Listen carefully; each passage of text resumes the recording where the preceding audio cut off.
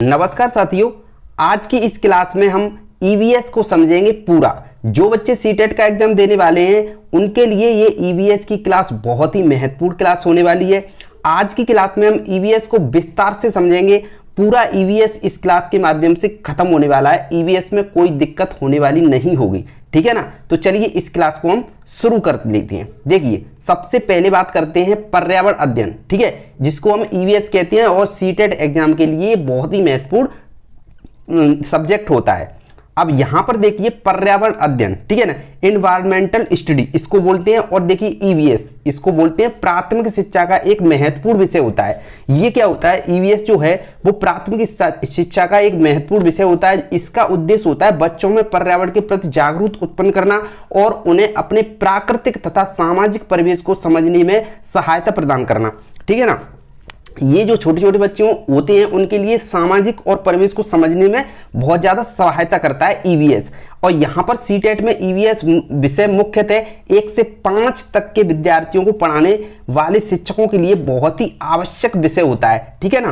पर्यावरण का अर्थ होता है, पर्यावरण का अर्थ एवं परिभाषा। यहां पर देखिए पर्यावरण वह समग्र प्राकृतिक एवं कृत्रिम तत्वों का समूह है जो किसी जीव के जीवन को प्रभावित करता है। यह जैविक बायोटेक और अजैविक, ठीक है ना, अजैविक घटकों से मिलकर बना होता है, ठीक है। बायोटेक और एबायोटेक इन दोनों से मिलकर बना होता है। जैविक घटक मनुष्य, पक्षी, पशु, वृक्ष, जीवाणु आदि। अब जैविक घटक कौन से होते हैं? मनुष्य होता है, पशु होते हैं, पक्षी होते हैं, वृक्ष होता है, जीवाणु होते हैं। अजैविक घटक कौन से होते हैं? वायु, जल, मृदा, तापमान, धूप आदि। ये कौन से होते हैं? ये होते हैं अजैविक घटक।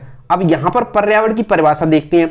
देखिए पर्यावरण की परिभाषा, पर्यावरण उन सभी बाहरी परिस्थितियों और प्रभावों का समूह होता है जो किसी जीवधारी या समुदाय के जीवन और विकास को प्रभावित करता है, ठीक है ना। पर्यावरण क्या होता है? सभी बाहरी परिस्थितियों और प्रभावों का एक समूह होता है। क्या होता है? एक समूह होता है। ध्यान रखना इस बात को, एक समूह होता है जो किसी जीवधारी या फिर समुदाय के जीवन और विकास को प्रभावित करता है।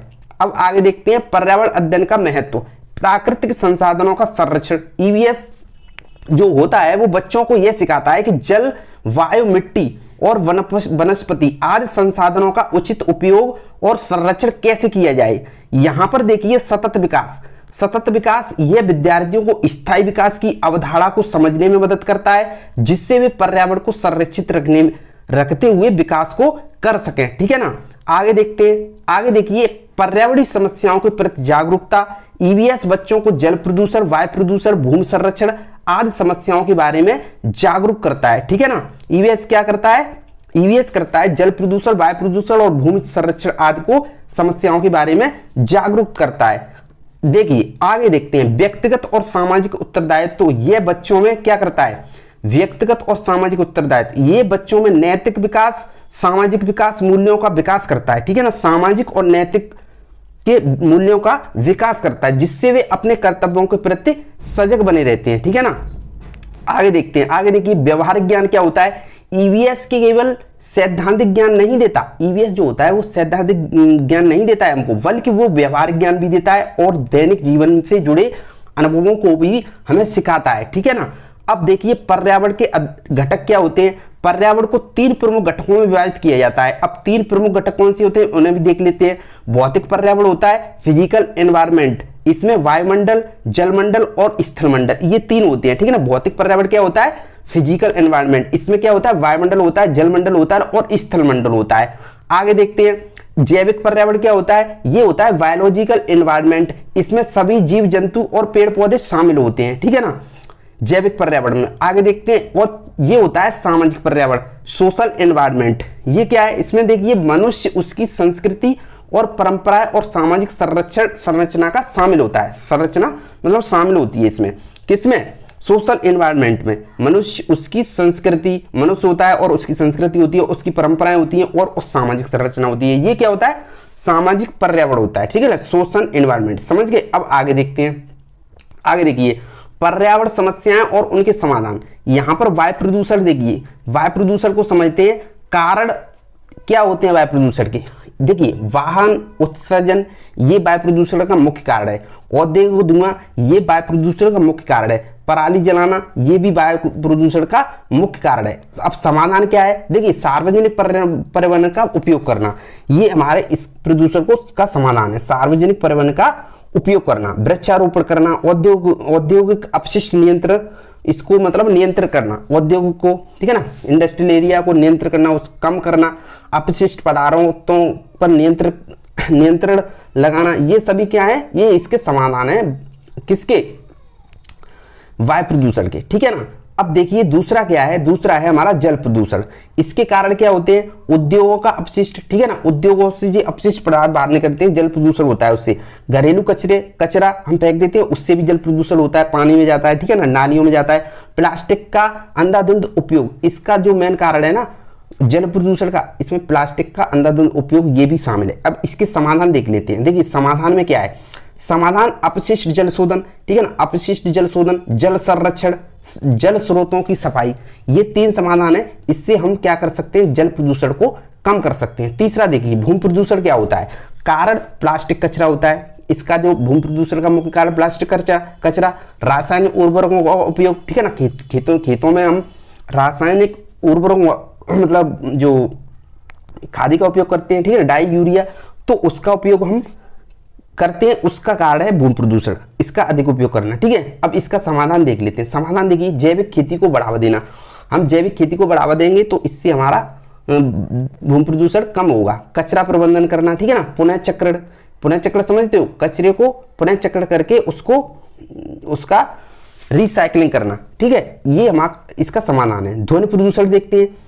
अब ध्वनि प्रदूषण को देखते हैं। ध्वनि प्रदूषण देखिए कारण क्या है, यातायात, लाउड स्पीकर, उद्योगों से निकलने वाला शोर, ये ध्वनि प्रदूषण के मुख्य कारण है। इसका समाधान देखते हैं। ध्वनि प्रदूषण, ध्वनि पर नियंत्रण, ठीक है, ध्वनि नियंत्रण कानूनों का पालन करना समाधान है, ठीक है। वृक्षारोपण, ध्वनि अवरोधकों का उपयोग, ये इसके समाधान है, ठीक है। पर्यावरण संरक्षण के उपाय क्या क्या है, देखिए वृक्षारोपण, अधिक से अधिक पौधे लगाना और वनों की कटाई को रोकना, ये पर्यावरण संरक्षण के मुख्य उपाय हैं, ठीक है। देखिए आगे देखते हैं पुनर्चक्रण क्या होता है, रिसाइकलिंग क्या होता है, प्लास्टिक, कागज और धातु के कचरे को पुनः उपयोग करना, ये हमारा रिसाइकलिंग में आता है। रिसाइकलिंग कहते हैं इसको, ठीक है। पुनर्चक्रण मतलब पुरानी चीजों को गलाकर नई चीज बनाना, यह पुनर्चक्रण होता है। उसको फेंकने से बचना, ठीक है, फेंकेंगे नहीं तो प्रदूषण नहीं होगा, उसको गला के रिसाइकलिंग करके दोबारा नई चीज बन जाती है, ये होता है रिसाइकलिंग, इसको बढ़ावा देना। अब नवीनीकरण ऊर्जा का उपयोग, सौर ऊर्जा, पवन ऊर्जा, जल ऊर्जा, और इसको बढ़ावा देना, ठीक है ना, नवीनीकरणीय ऊर्जा को का उपयोग। आगे देखते हैं सतत कृषि पद्धतियां, जैविक खेती और प्राकृतिक उर्वरकों का उपयोग, पर्यावरण शिक्षा, स्कूलों में पर्यावरण अध्ययन को अनिवार्य बनाना, ठीक है ना, स्कूलों में जो पर्यावरण अध्ययन है इसको अनिवार्य बनाना, ठीक है। आगे देखते हैं, आगे देखिए सीटेट में ईवीएस से जुड़े अब महत्वपूर्ण टॉपिक, ठीक है, सीटेट परीक्षा में ईवीएस से जुड़े विभिन्न टॉपिक से प्रश्न पूछे जाते हैं। अब कुछ प्रश्नों को हम देख लेते हैं। देखिए पर्यावरणीय अवधारणाएं, पारिस्थितिकी तंत्र, जैव विविधता, खाद्य श्रृंखला, खाद्य जल, ठीक है। यहां पर देखिए सामाजिक पर्यावरण, परिवार, समुदाय, सामाजिक नियम और परंपराएं, ये होता है सामाजिक पर्यावरण। मानव शरीर और स्वास्थ्य, स्वच्छता और पौष्टिक आहार, ये मतलब मानव शरीर की मुख्य चीज है। प्राकृतिक संसाधन क्या है, जल, वायु, मिट्टी, जंगलों का महत्व, ये प्राकृतिक संसाधन में। विज्ञान और पर्यावरण, पृथ्वी, सौरमंडल, मौसम और जलवायु परिवर्तन, ये क्या है, ये विज्ञान और पर्यावरण में है, ठीक है ना। संवेदनशीलता, पारिस्थितिकी तंत्र, वनों की कटाई, रेगिस्तान का विस्तार, प्रदूषण, ठीक है, ये संवेदनशील पारिस्थितिकी तंत्र होता है। शिक्षण विधियां, पर्यावरण अध्ययन को बढ़ाने की आधुनिक और प्रभावी विधियां, ठीक है, ये शिक्षण विधियां में आता है। अब ईवीएस की शिक्षण विधियां क्या है, देखिए प्रोजेक्ट आधारित शिक्षण, बच्चों को छोटे छोटे प्रोजेक्ट और गतिविधियों के माध्यम से सिखाना, ये प्रोजेक्ट आधारित शिक्षण होता है। आगे देखते हैं अनुभवात्मक शिक्षण क्या है, प्रत्यक्ष अनुभवों के माध्यम से बच्चों को सीखने के अवसर देना, ठीक है, अनुभवात्मक शिक्षण। ये पर्यावरणीय भ्रमण, अब पर्यावरणीय भ्रमण क्या है, फील्ड ट्रिप, ठीक है ना, प्राकृतिक स्थलों, वन्य जीव अभयारण्यों और उद्योगों का भ्रमण करना, ये क्या है, ये पर्यावरण भ्रमण होता है, ठीक है। ऑडियो विजुअल विधि, वीडियो, स्लाइड शो, चार्ट और मॉडल्स का उपयोग, ये ऑडियो विजुअल विधि होती है, ठीक है, इसको समझ गए। अब आगे देखते हैं देखिए समस्या समाधान शिक्षण ये क्या होता है, ये होता है प्रॉब्लम सॉल्विंग अप्रोच, पर्यावरणीय समस्याओं का विश्लेषण और समाधान निकालने के लिए बच्चों को प्रेरित करना। ठीक है, ये प्रॉब्लम सॉल्विंग में आता है। जब बच्चों को कोई परेशानी होती है तो पर्यावरणीय समस्याओं का विश्लेषण करते हैं और समाधान निकालने के लिए उस बच्चों की मदद करती है। ठीक है, ईवीएस के महत्वपूर्ण प्रश्न सीटेट के लिए आपके बहुत महत्वपूर्ण प्रश्न है, इनको हम देख लेते हैं इससे संबंधित। ठीक है, ईवीएस देखिए पर्यावरण अध्ययन का मुख्य उद्देश्य क्या होता है, केवल प्राकृतिक तत्वों का अध्ययन, सामाजिक और प्राकृतिक परिवेश को समझना, केवल जैव विविधता का अध्ययन, या फिर आपका केवल वनों के संरक्षण पर ध्यान देना। क्या होगा, राइट आंसर बताइए क्या हो सकता है। अगर आपने मैंने इस क्लास को लिया है तो इसके माध्यम से आप बता सकते हो क्या हो सकता है।